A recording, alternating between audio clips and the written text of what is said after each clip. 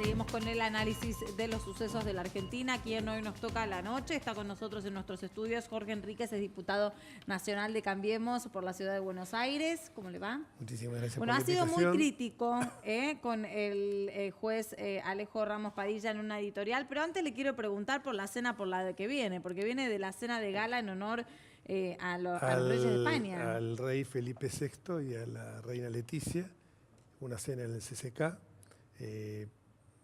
450 personas. Bueno, después hubo dos interpretaciones de tango por una pareja, un ballet de tango muy típico nuestro. Y bueno, y a las 10 de la noche concluyó. Bueno, y el ambiente bien entre el ambiente la muy bien, española y la además había gente de distintos colores políticos. Por ejemplo, estaba Camau Espíndola, que es del Frente para la Victoria. Y después, bueno, estaba muchos empresarios vinculados con el quehacer español, mejor dicho, con empresarios que tienen intereses en la Argentina que son de origen español. Pensemos que, como dijo el rey, acá existe la comunidad española más importante de todo el mundo. O sea, la comunidad fuera de España, claro, más importante. Bueno, nosotros somos descendientes de españoles o de italianos, o bueno, musulmanes, judíos, libaneses, pero la fuerte inmigración vino de Italia y de España. Por eso decía, en una oportunidad decía Borges, que los mexicanos descienden de los mayas y los aztecas, los peruanos descienden de los incas y los argentinos descendíamos de los barcos. Bueno, y yendo un poco a su editorial, ¿no? A esta manifestación que usted tiene en crítica muy dura hacia el juez de Dolores Ramos Padilla. ¿Nos puede contar un poco el contexto de la situación? La crítica en realidad es dura porque, bueno, yo antes que nada soy abogado y siempre me enseñaron cuando entré en la Facultad de Derecho que los jueces escuchan por los escritos y opinan por las sentencias. Entonces, un juez que va a hacer un show mediático alentado por una fantochada que hizo Leopoldo Moró, da la sensación, y dando los detalles que dio de un juicio sometido a su jurisdicción cuando está en etapa de investigación y bajo secreto sumario. Esto no es novedoso, porque días antes, el jueves, en el Senado, Cristina Fernández dio detalles asombrosamente secretos de la causa. O sea que esa causa le había llegado a Cristina Fernández. Entonces después, cuando aparte va a la Comisión de Libertad de Expresión, la Comisión de Libertad de Expresión es una comisión creada justamente para evitar los abusos que se habían cometido contra periodistas y cuando un periodista le conculcan uno de los deberes más sagrados que tenemos en democracia, uno de los derechos más sagrados, que es la libertad de expresión. Claro. En cualquier ciudadano, obviamente la libertad de expresión yo digo siempre que es la savia de la democracia, pero en el periodista la libertad de expresión tiene que ser, claro, es la herramienta, lo dijiste bien, tiene que ser algo absolutamente intocable, algo inmaculado. Entonces, si hubiera sido un periodista que fue, pero como no había, incluso más, no había ningún expediente sometido a consideración de esa comisión y aparece de golpe y porrazo Alejo Ramos Padilla, que yo conozco hace muchísimos años, o sea, no es, pero impulsado por este señor Leopoldo Moró, que tiene el fanatismo de los conversos, después de haber militado en el radicalismo, misteriosamente se hizo kirchnerista, peronista kirchnerista, y entonces, sobre todo porque el día después tenía que presentarse ante la comisión, se reunía la comisión bicameral de seguimiento de los órganos de inteligencia, de los organismos de inteligencia. Entonces, esto realmente a nosotros nos pareció que era una fantochada absoluta que se había hecho, pero independientemente del aspecto político, está el aspecto jurídico. O sea, ¿qué se exige cuando nosotros decimos cuáles son las características que debe tener un juez? Un juez o puede venir de una exitosa o una muy buena carrera judicial o ser alguien que se folló, como en mi caso, en las lides judiciales, en el pleito, pleiteando en tribunales. Puede ser alguien que sea un maestro doctrinario, puede ser una persona que a lo mejor, si bien no tiene muchos conocimientos, digamos, no tiene un bagaje académico, intelectual, doctrinario fuerte, es alguien que realmente litiga y que conoce profundamente el derecho,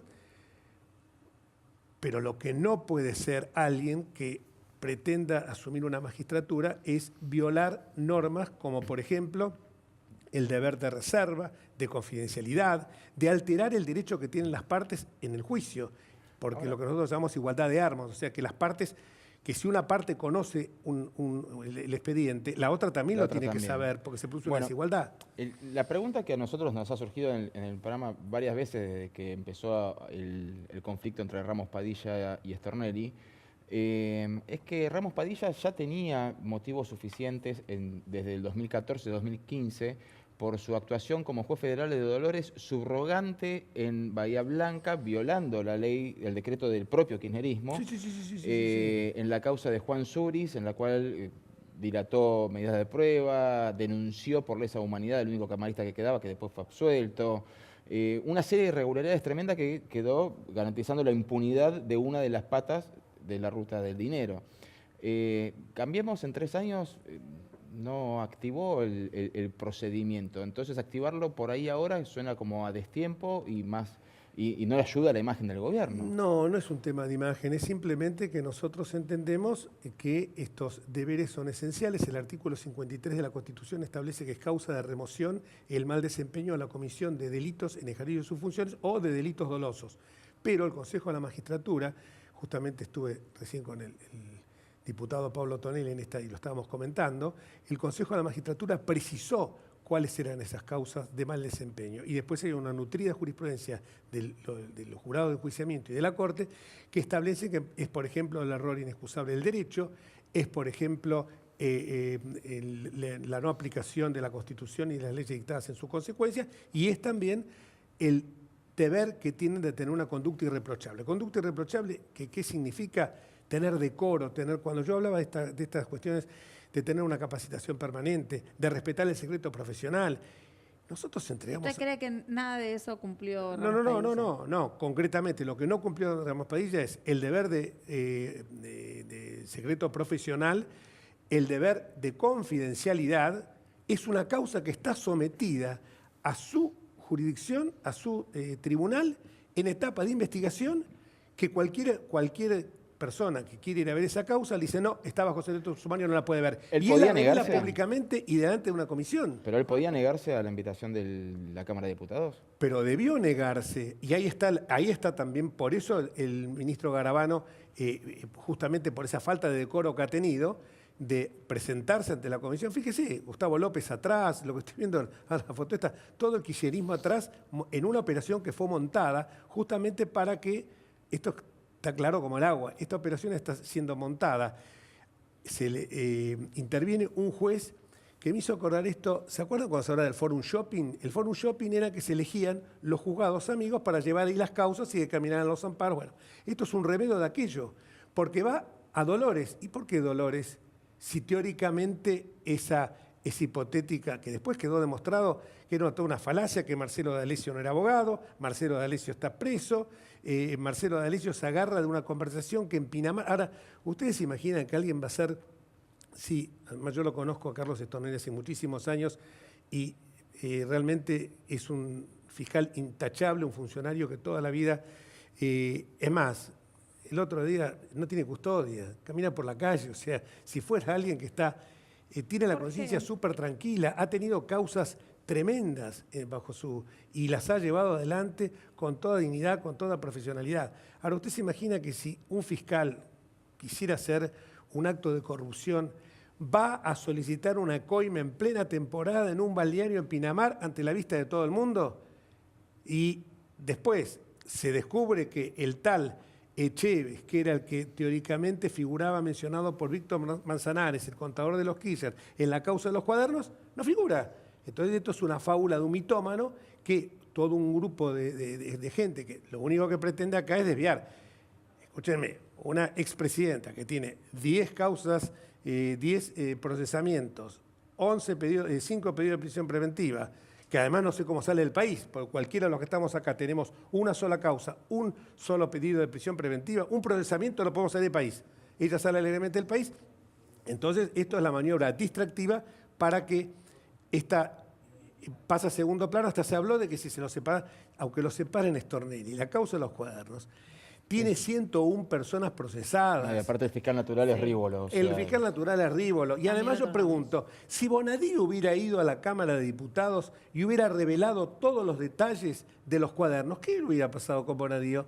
seguramente hubieran pedido el jury de enjuiciamiento y con toda la razón del mundo habría que dárselo, porque ¿Por no qué? podía revelar una causa que está en estado de investigación bajo secreto de sumario que alegremente la publiquen por ¿Cómo todos se lados. llegó a una cuestión de la justicia a ser una cuestión de pelea prácticamente política entre un bando y el otro que profundiza una grieta? Es que no hay entre un bando y el otro.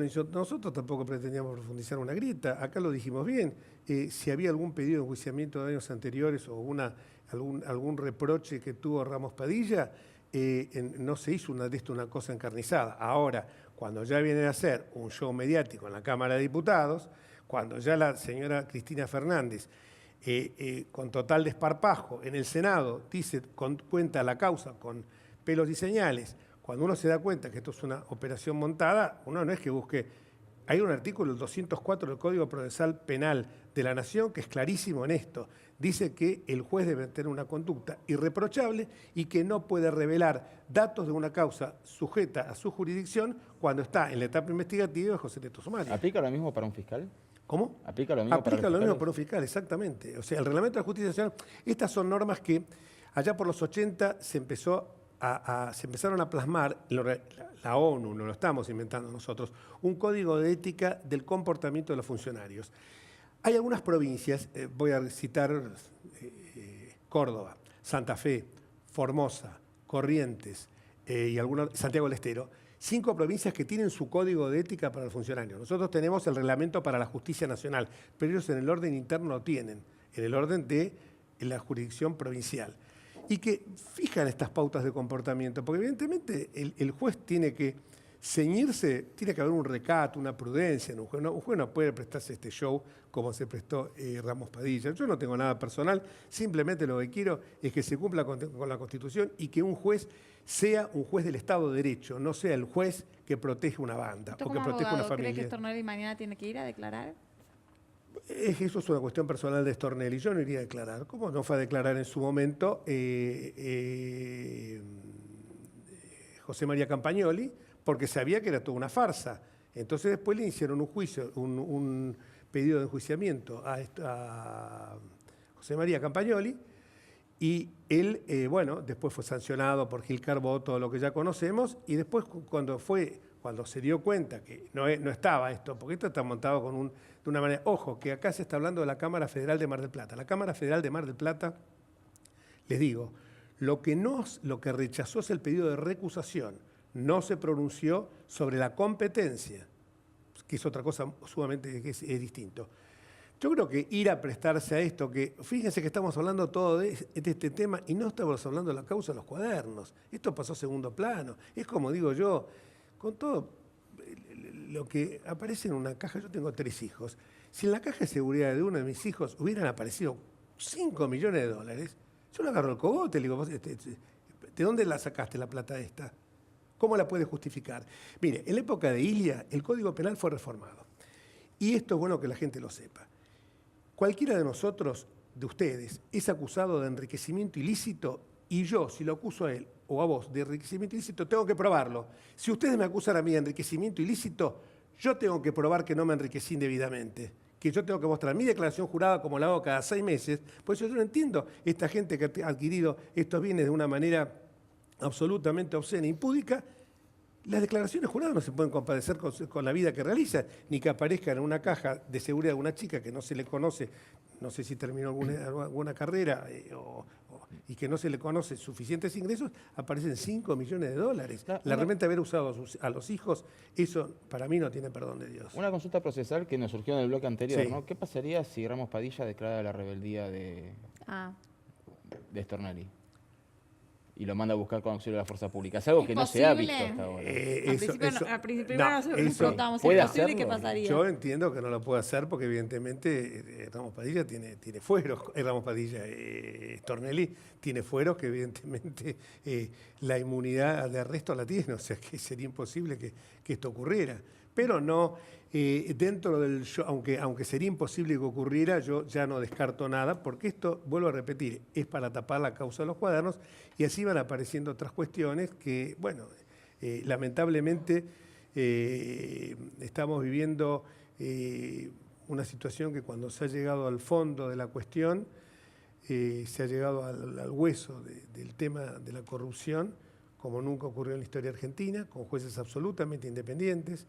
Fíjense que hoy todo el mundo habla de que la calidad institucional de la Argentina, más allá de los números que entiendo que son pavorosos de la pobreza, y nos hacemos cargo de esto, así como que en el bloque anterior, quien me pareció la persona, el economista que estaba acá, Diego Falcone, nuestro columnista me pareció muy atinado porque aparte fue absolutamente imparcial, porque el informe de la UCA no solamente está revelando que ha crecido la pobreza en términos de pérdida del poder adquisitivo, pero no en beneficios, como por ejemplo cloacas, que hoy llegan a muchísima más gente, a miles y miles de personas que no tuvieron jamás acceso a agua potable, que no tuvieron jamás acceso a agua, que no tuvieron jamás acceso a una sala de primeros auxilios, y eso también forma parte, me parece muy honesto el informe de la UCA, y también muy acertado, porque yo se lo escuché decir a pocos economistas, entonces ciñen exclusivamente a los números, pero no señalan que dentro de ese componente numérico está también otras cuestiones que necesitan. Muchas gracias por haber estado con nosotros esta noche.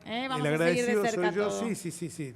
A veces me apasiono un poco con este tema porque soy abogado. No se preocupe. Ser político es un accidente, digo yo, porque es un cargo además que está prestado, el cargo de diputado. En cambio, el título de abogado no me lo saca nadie. Gracias por su análisis. Muchas gracias. Hasta luego, Enseguida regresamos aquí en Hoy Nos Toca la Noche.